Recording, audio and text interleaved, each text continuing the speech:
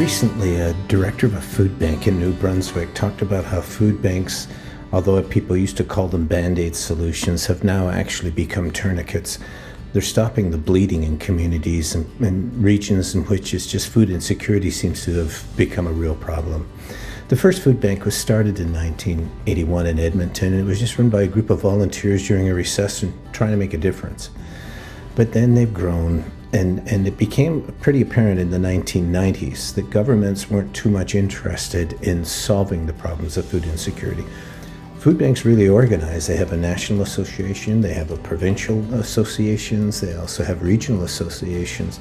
They work together, and it's pretty amazing. However, they're helping almost 1 million people a month. So there's 4,000 food banks and feeding programs across the country. And that's the kind of work they're having to do.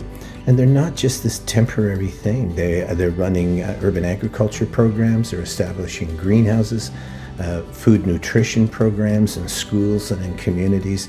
They're gathering together to pick up surplus food from places like farmers or grocery stores or whatever it is to keep that from going to the garbage or to the dumps and getting them out to people. So there's a real environmental message coming from food banks as well. I don't think any of us want to see that food banks are permanent, but it's pretty clear that without them, the bottom has fallen out of communities, and it would be really tough.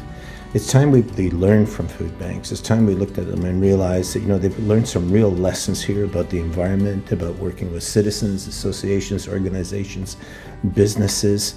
Food banks are no longer temporary. Food banks are tourniquets. It's time to develop whole new systems. It's time to recognize that we need to do something so we don't require food banks. But in the meantime, let's give food banks their due and let's support them.